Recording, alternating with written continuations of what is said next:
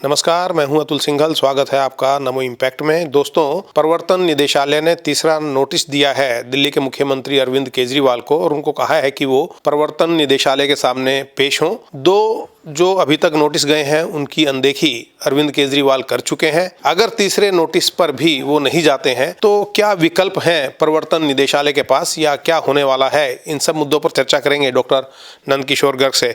गर्ग साहब, तीसरे नोटिस पे भी नहीं गए, संवैधानिक संस्था है ये एक, आपको क्या लगता है? जो आदमी घोषित रूप से अनार्किस्ट हो और जो स्वयं आईआरएस रहा हो, जिस पोस्ट के आईआरएस से तो लोग लगे ईडी वगैरह, उसे मालूम सारा है, परंतु जानबूझ के अब विपाशना चला गया, पहले इलेक्शन चला गया, उसे मालूम है कि वो तो होना चाहता है अरेस्ट होने के बाद वो हीरो बनना चाह रहा है, इसीलिए तो इंडी में मिला है।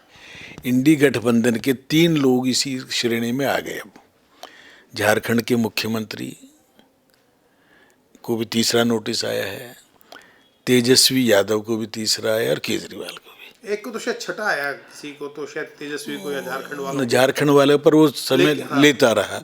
परंतु ये सब लोग देखो ना, कैसे लोगों को, भारत के लोग आज 140 करोड़ लोगों में से 100 करोड़ से ज़्यादा तो टीवी देखते हैं, सोशल मीडिया देखते हैं, सब कुछ देख रहे हैं। सारे ही भ्रष्टाचारी इकट्ठे होकर एक आदमी के खिलाफ इकट्ठा होना चाह रहे हैं, उसको हटाने के लिए। कोई बात नहीं, हटाओ। अब शेर को हटाने के लिए सारे जंगल के लोग इकट्ठे हो जाएं तो हटा थोड़ी पाते हैं। जब से सृष्टि की रचना हुई, ईमानदारी सबसे बड़ी ताकत होती है। ये कहते हैं हमारे यहाँ बरामद नहीं हुआ। भाई, तुम इनकम टैक्स के अपने आप को सो कॉल्ड कमिश्नर रहे हो, तुम भी, तुम्हारी बीवी भी।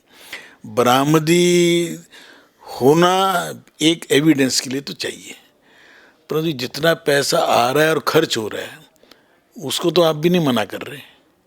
इलेक्शनों में सैकड़ों करोड़ रुपए इकट्ठा करना, खर्च करना, तो किससे लिया है?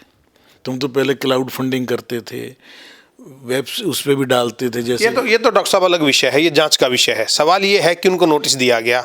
आपने कहा कि अरविंद केजरीवाल गिरफ्तार होना चाहते हैं, लेकिन जो अदालत का एक आदेश है उसमें यह भी कहा गया है कि जब तक संलिप्तता उसमें साबित ना हो जाए तब तक गिरफ्तार नहीं कर सकती ईडी। कुछ ऐसा भी है? नहीं, संलिप्तता तो साबित हो रही है ना। अप्रूवर हैं, सरकारी गवाह बन गए हैं, तो इससे संलिप्तता तो इससे ज़्यादा। फिर पॉलिसी बनी, पॉलिसी विड्रॉ हुई, उस पॉलिसी से कितने करोड़ों रुपए का लॉस हो, वो क्लियर हो गया। अगर अच्छी पॉलिसी थी तो बदली क्यों? और वो अच्छी थी तो रेवेन्यू क्यों नहीं बढ़ा? उस दौरान आपने एक के एक पर एक फ्री भी दी, सब कुछ किया, रेवेन्यू तो नहीं बढ़ा ना। दिल्ली सरकार को, दिल्ली के लोगों का टैक्स चोरी करके आपने किन को फ़ायदा पहुंचा है? साउथ इंडिया के जो लोग मैन्युफैक्चरर थे उन लोगों को फ़ायदा पहुंचा। उनसे पैसा कहाँ लिया? गोवा में ले लिया, गुजरात में ले लिया, पंजाब में ले लिया, या जहाँ जहाँ चुनाव, जहाँ इतने वहाँ भेज दो, उतने भेज दिए। भेजने वाले यहाँ भर रहे हैं, देने वाले यहाँ भर रहे हैं, तो संलिप्तता और कैसे होगी? मुख्यमंत्री के नाते आप ये तो नहीं कह सकते मेरे साइन नहीं है कहीं, केवल मनीष सिसोदिया के हैं या सत्येंद्र जैन के हैं या अफसरों के हैं। लेकिन वो तो ये खुद कह रहे हैं अपने उसमें, जो उन्होंने एक तरीके से सवाल पूछे हैं ईडी से कि क्या मेरे को मुख्यमंत्री की हैसियत से बुला रहे हैं या अरविंद केजरीवाल की हैसियत से या आम आदमी पार्टी के संयोजक की हैसियत से। नहीं, वो किस हैसियत से रहा है? एक आदमी जिसके ऊपर शक की निगाह भी हो, वो सवाल पूछेगा, सवालों के जवाब देगा। उसको सवालों के जवाब देने हैं। कब तक बच जाएगा? 3 तारीख आ गई ना, 3 तारीख को बुलाया शायद। हाँ, तो आपका कहने का मतलब ये है कि जवाब देने ईडी के सामने पेश हो अरविंद केजरीवाल और वहाँ गिरफ्तार कर लिया जाए, उसकी बजाय वो ये चाहते हैं कि ईडी उनको आकर गिरफ्तार करे। क्योंकि अभी तक आप पूरे का पूरा देखना पड़ेगा ना। आखिर पिछले साल फरवरी में गिरफ्तार हुए थे मनीष सिसोदिया, कितनी बार जमानतें लग गई, हाई कोर्ट में भी, सुप्रीम कोर्ट में भी, नीचे के कोर्ट में भी, क्यों नहीं मानी जा रही? जुडिशरी तो स्वतंत्र है। जुडिशरी तो इतनी स्वतंत्र है कि वो सरकार को भी झटका देते रहते हैं। अभी संजय किशन कौल जी भी कह के गए, या धनंजय जी जो हैं हमारे, चंद्रचूड़ जी, वो तो सरकार के खिलाफ भी जब बोलना बोलते हैं, जब आवश्यक लगता है उनको जो भी करना करते हैं। इसलिए जुडिशरी पे तो शक नहीं कर सकते आप। तो क्यों नहीं जमानतें हो रही? फिर संजय की भी क्यों नहीं हो रही? वो तो संजय सिंह के मामले में 3 दिन पहले भी अदालत ने कहा है कि प्रथम दृष्टया आरोप बनते हैं। अगर उन पर बनते हैं, उनके घर तो केवल इतना ही है ना कि वो गया या दे के आया, तो ये तो सबका किंग पिन है। सब चीज़ों का इंचार्ज मुख्यमंत्री के नाते नैतिक रूप से भी, और ये पूछता फिर रहा है मैं सरकार जेल से चलाऊं क्या? अरे संविधान के अंदर किसी ने भी चलाई है क्या आज तक? कोई भी आदमी, तुमने 2 मंत्रियों को जेल में भी रखते हुए भी इस्तीफा नहीं दिया, जब तीसरे का नंबर आया जब आपको इस्तीफे मंजूर करने पड़े। और वैसे भी जो मुझे लगता है कि संविधान में ये लिखा है कि कोई सजा याफ्ता है, कोई पागल है, या कोई दिमागी हालत जिसकी ठीक नहीं है, कोई दिवालिया है, इस प्रकार के लोग संवैधानिक पोस्ट पे हो भी नहीं सकते। ये भी वो तो बहुत साफ लिखा है कि अनसाउंड माइंड हो, वो सारी चीज़ें हैं। परंतु इसका तो मेडिकल चेक ये भी करना तो पड़ेगा ना आखिर, कि एक आदमी अभी विपासना कर रहा हो 10 साल 10 दिन, तो बहुत सत्यवादी हो जाना चाहिए आके, तो बड़ा नीट एंड क्लीन होना चाहिए ना। तपस्या का अर्थ क्या होता है कि पुरानी सब चीज़ें माफ़ी मुफ़ी मांग के बड़ा ध्यान लगा के 10 घंटे 12 घंटे का, बहुत कठोर है वो। गोयनका जी ने शुरू की थी विपासना भगवान बुद्ध की चीज़ को फिर से, तो ये करने जा रहा है, बड़ी अच्छी बात है। उससे कुछ असर कुछ पड़ता है नहीं पड़ता, ये देखने की बात है। एक आखिरी सवाल और, अभी 2 दिन पहले बीजेपी ने आरोप लगाया और उपराज्यपाल ने सीबीआई जांच के आदेश दिए हैं कि दिल्ली सरकार जो मुफ्त में दवाइयां बांट रही हैं वो सारी नकली हैं। अब सारी हैं या कितनी पर काफ़ी, हाँ, उसमें ज़्यादातर काफ़ी दवाइयां नकली निकली हैं। परंतु ये सारा जो सिस्टम इसने खड़ा किया है, इस सिस्टम के अंदर करप्शन इनबिल्ट है। आज अखबार का हेडलाइन है कि जल बोर्ड दलदल में फंस गया है, कर्जे की। फंसना ही था ना, अब सब कुछ फ्री दोगे, किस कॉस्ट पे? बिजली फ्री दो, पानी फ्री, सीवर का नहीं लेंगे, किसी चीज़ का पैसा नहीं लेंगे, तो भाई पैसा, वो संस्थाएं तो ख़त्म हो जाएंगी। दवाइयाँ इसमें क्या है कि डॉक्टर आपने रिटायर्ड रख दी है मोहल्ला क्लिनिक पे, उन बेचारों के ऊपर कोई रिस्पॉन्सिबिलिटी नहीं। वो दवाई असली दें नकली जो उनको देंगे वो आगे पेलते रहेंगे। अब ये तो जांच हो गई, तो अब मंत्री का स्टेटमेंट पढ़ा होगा आपने कि ये तो एलजी ने आदेश दे दिया, पहले हमें तो पता ही नहीं चला।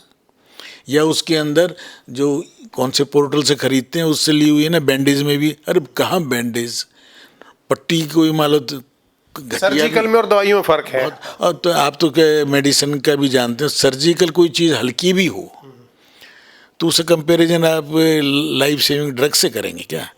आपको ये तुम भी चोर हो इसलिए मैंने भी की, ये तो कोई बहाना नहीं होता, सरकार चलाने का तरीका भी नहीं होता।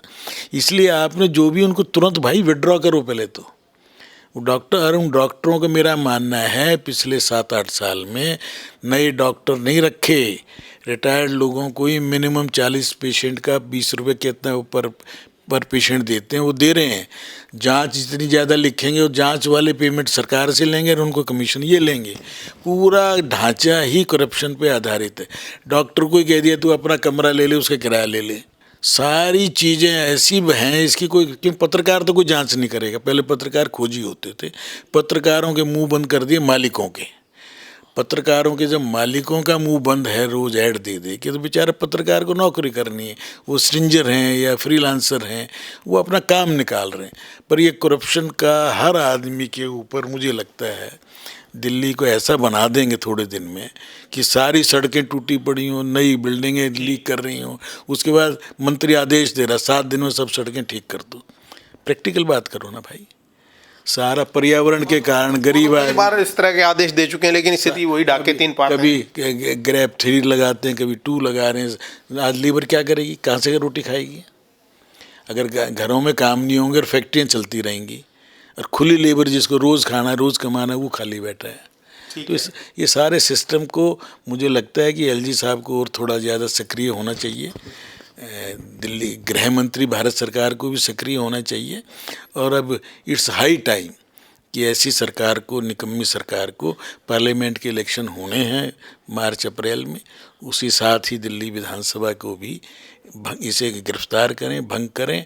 मेरी मांग ये कि उसमें साथ ही चुनाव भी करा देने चाहिए। बहुत बहुत धन्यवाद हमसे बात करने के लिए। बहुत ही महत्वपूर्ण और गंभीर विषय उठाया है डॉक्टर नंदकिशोर गर्ग ने। उनका कहना है और ये आरोप है कि दिल्ली का जो ढांचा है वो चरमरा गया है। अब समय आ गया कि दिल्ली सरकार को भंग किया जाए और यहाँ पर जो है चुनाव होने चाहिए।